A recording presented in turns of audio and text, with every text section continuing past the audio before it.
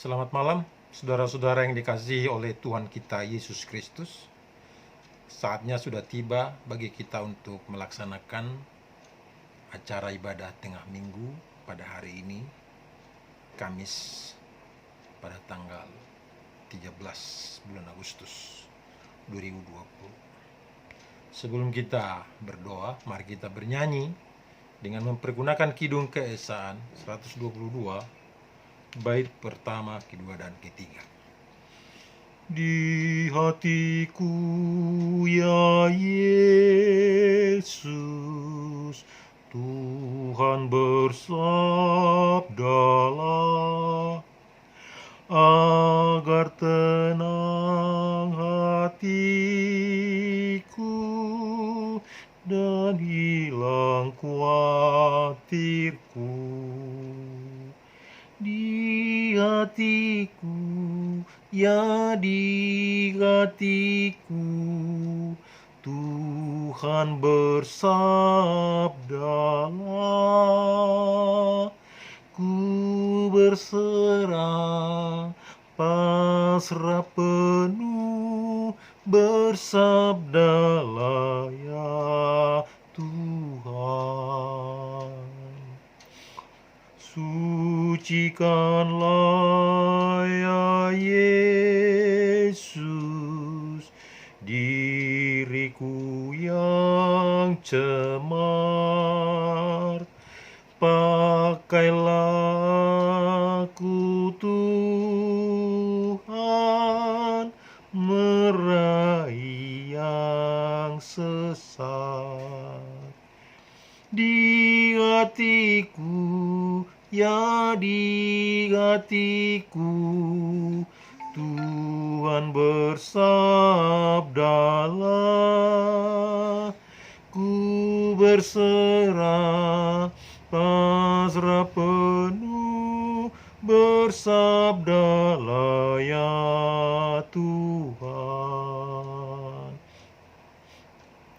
Hatiku ini Yesus, bukanlah milikku, namun hidupku kini adalah milikmu. Di hatiku, ya di hatiku, Tuhan bersabdalah, ku berserah, pasrah penuh, bersabdalah ya Tuhan. Mari kita berdoa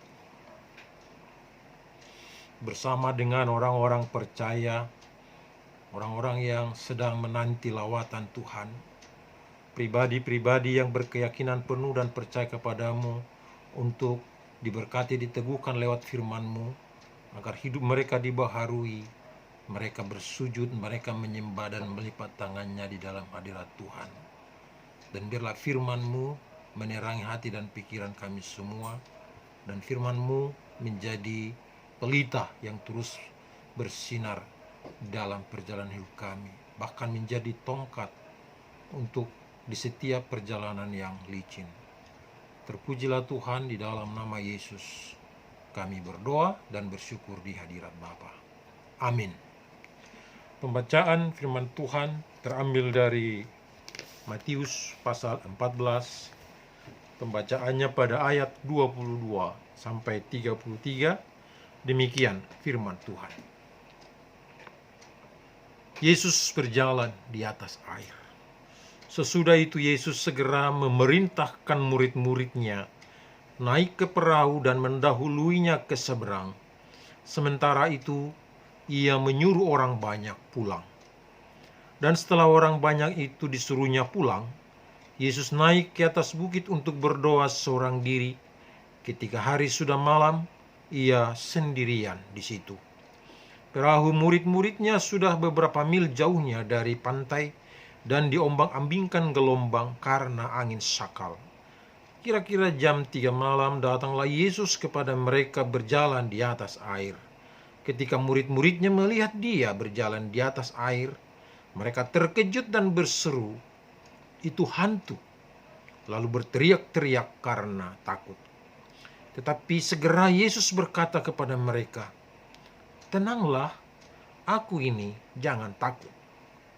Lalu Petrus berseru dan menjawab dia, "Tuhan, apabila Engkau itu, suruhlah aku datang kepadamu berjalan di atas air." Kata Yesus, "Datanglah." Maka Petrus turun dari perahu dan berjalan di atas air mendapatkan Yesus. Tetapi ketika dirasanya tiupan angin, takutlah ia dan mulai tenggelam lalu berteriak, "Tuhan, tolonglah aku." Segera Yesus mengulurkan tangannya, memegang dia dan berkata, "Hai orang yang kurang percaya, mengapa engkau bimbang?" Lalu mereka naik ke perahu dan angin pun redalah. Dan orang-orang yang ada di perahu menyembah dia, katanya, "Sesungguhnya engkau anak Allah."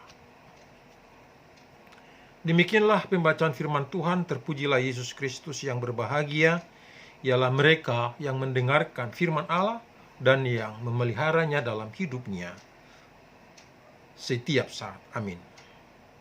Saudara-saudaraku yang dikasihi oleh Tuhan Yesus Kristus, perikop kita ini, Matius 14 ayat 22-33, memperlihatkan kepada kita bahwa Tuhan Yesus Kristus tidak pernah diam atau pura-pura diam dan menjauh dari orang-orang yang suka menuruti perintahnya. Walau Tuhan Yesus Kristus sedang naik ke atas bukit untuk berdoa seorang diri, ayat 23a, yaitu sedang melakukan sebuah kegiatan yang penting dan utama, namun perhatiannya kepada murid-murid yang mematuhi perintahnya, dia selalu menjaga, mengawasi, dan bertanggung jawab penuh terhadap mereka. Senang sekali rasanya bila seperti ini diperoleh dan didapatkan dari Tuhan Yesus Kristus yang menjadi juru selamat kita. Puji nama Tuhan Yesus Kristus, kita dapat pemahaman yang benar dan tepat sekali bahwa kita akan melihat penyertaannya yang sempurna dan ajaib bagi kita, asal kita selalu memprioritaskan perintahnya untuk kita turuti dengan semangat, dengan setia, dan taat sepenuh hati. Dalam teks dituliskan, sesudah itu Yesus segera memerintahkan murid-muridnya naik ke perahu dan mendahuluinya ke seberang pada ayat 22a. Kata mendahuluinya menunjukkan bahwa Yesus tidak secara fisik bersama murid-murid dalam perahu. Namun penyertaan dalam bentuk lain ada pada murid-murid tersebut, yaitu dengan otoritasnya yang sering kita sebut kuasanya. Itulah yang terjadi dan digenapi bagi murid-murid Tuhan Yesus Kristus yang sedang mengarungi kehidupan dengan berbagai goncangan-goncangan, pergumulan-pergumulan kehidupan yang menjadi tantangan dan rintangan serta hambatan yang terbentang di hadapan kita. Saudara-saudaraku yang kekasih oleh Tuhan Yesus Kristus, dikatakan bahwa pergumulan yang menjadi badai kehidupan bisa terjadi kapanpun dan dimanapun tempatnya atau lokasinya. Dalam bacaan kita selanjutnya sangat jelas dan nyata penyertaannya yang sempurna itu, yaitu ayat 24-27 dipahami. Ada tragedi yang sedang terjadi terhadap murid-muridnya, yaitu sesudah beberapa mil dari pantai, perahu murid-muridnya diombang-ambingkan angin sakal. Angin sakal sama dengan angin ribut yang datangnya secara tiba-tiba tanpa gejala awal. Dan jelas hal ini sangat mengancam keselamatan murid-muridnya. Situasi seperti ini bisa menimbulkan gejolak, kepanikan, ketakutan, kecemasan, kebimbangan, dan keraguan.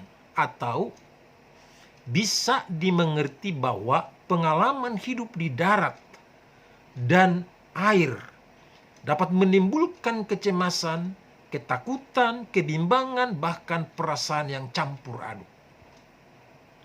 Murid-murid Tuhan Yesus Kristus tidak imun atau kebal terhadap situasi seperti itu. Namun, Tuhan Yesus Kristus sebagai penguasa tunggal tidak membiarkan kebinasaan, tidak membiarkan maut, atau tidak membiarkan ditelan badai sekelas angin sakal. Inilah penyertaan Tuhan Yesus Kristus yang maha kuasa dan sangat ajaib. Dalam ayat 25, Yesus berjalan di atas air. Inilah cara Tuhan Yesus Kristus untuk menjaga dan melindungi murid-murid yang mematuhi perintahnya. Tepatlah firman Tuhan dalam 1 Korintus 10 ayat 13. Pencobaan-pencobaan yang kamu alami ialah pencobaan-pencobaan biasa yang tidak melebihi kekuatan manusia. Sebab Allah setia, dan karena itu Ia tidak akan membiarkan kamu dicobai melampaui kekuatanmu. Pada waktu kamu dicobai, Ia akan memberikan kepadamu jalan keluar, sehingga kamu dapat menanggungnya. Dari pemahaman ini kita dapat nilai yang luar biasa untuk kita imani dan percayai bahwa tidak ada celah atau jedah atau celah yang terbuka untuk memporak-porandakan murid-murid yang dikasihi oleh Tuhan Yesus Kristus.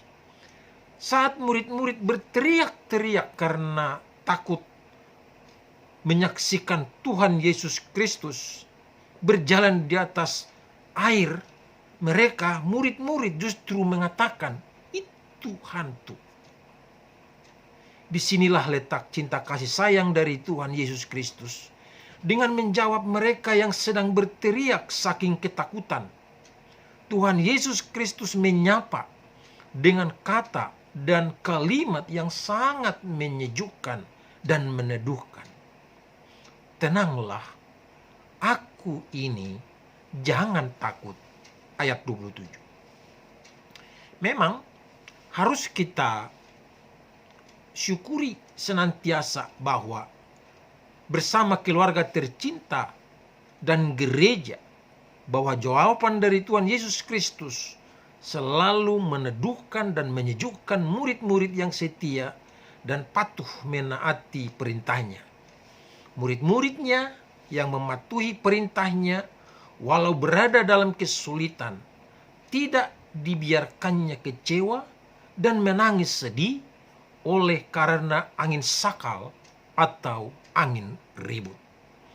Saudara-saudaraku yang dikasihi oleh Tuhan Yesus Kristus, dalam hidup ini kadang kita juga mengalami goncangan-goncangan angin sakal atau angin ribut, yaitu persoalan, pergumulan yang hampir membuat hidup kita tenggelam, rumah tangga kita diambang kehancuran, studi anak-anak kita nyaris berantakan, hubungan cinta kasih suami dan istri, dan juga hubungan persaudaraan kita ternoda dan tercemar.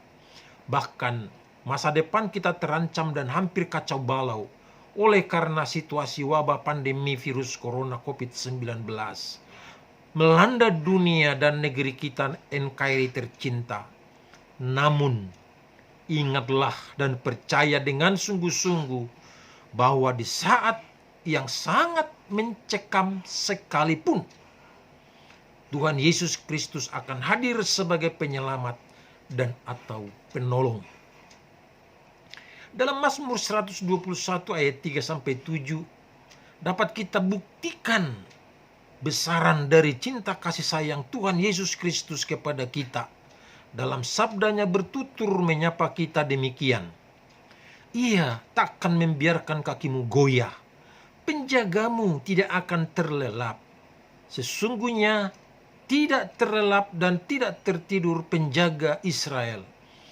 Tuhanlah penjagamu, Tuhanlah naunganmu di sebelah tangan kananmu. Matahari tidak menyakiti engkau pada waktu siang, atau bulan pada waktu malam. Tuhan akan menjaga engkau terhadap segala kecelakaan. Ia akan menjaga nyawamu. Tuhan Yesus Kristus akan hadir sebagai penolong atau penyelamat, asal kita mau bergantung kepadanya, sebab Dia adalah penolong sejati. Jesus is the helper. Amin. Mari kita bernyanyi sebelum berdoa. Yesusku juru selamatku, Tuhanku mukalisku, tumpuan pengharapanku dan perisai perlindunganku. Tatkala hidupku sendu dan hati gundah pilu, Tuhanku Yesus ku seru dan jiwaku tenang teduh. Setiap langkahku tempuh, ku toleh Tuhanku. Setiap hasratku gelut, ku tanya Tuhanku. Ke dalam kasih penebus ku berserah selalu. Tiada lagi takutku walau hidup penuh seteru. Kita berdoa. Terima kasih Tuhan, kami mendapat jaminan dan garansi di dalam mengarungi kehidupan ini, di saat kami taat dan setia melakukan, menuruti, menghayati perintah-Mu. Maka angin sakal atau angin ribut, sekelas badai kehidupan manapun, tidak akan membinasakan kami, karena pertolongan-Mu selalu hadir tepat pada waktunya. Biarlah firman-Mu menjadi pegangan yang menumbuhkan iman percaya kepada kami. Biarlah firman-Mu menjadi pedoman yang terus-menerus kami hayati, bahkan kami bagikan, kami beritakan kepada saudara-saudara kami yang lain, sehingga setiap orang yang mendengarkan firman-Mu, menghayati dan menurutinya dengan iman, setia dan taat kepadamu, maka mereka beroleh pertolongan sejati daripada Tuhan. Terpujilah Bapa, di dalam nama Yesus kami berdoa dan mengucap syukur. Amin. Saudaraku, sebagai nyanyian penutup, kita bernyanyi dari Kidung Kesan 325 bait pertama. Yesus saja kawanku, musafir, dengan Yesus jalanku senang. Jalan dan tujuan dalam Dia, hati dan hidupku pun tenang. Hati dan hidupku hatiku pun tenang. Arahkanlah hati dan pikiranmu kepada Tuhan, dan terimalah berkat daripada Tuhan. Kasih karunia Tuhan Yesus Kristus dan kasih Allah dan persekutuan Roh Kudus menyertai dan memberkati kamu sekalian dari saat ini sampai Maranatha, sampai Tuhan Yesus Kristus datang pada kali yang kedua. Amin. Kita nyanyikan Bapa, terima kasih. Bapa, terima kasih. Bapa, terima kasih. Bapa di dalam surga, ku berterima kasih. Amin.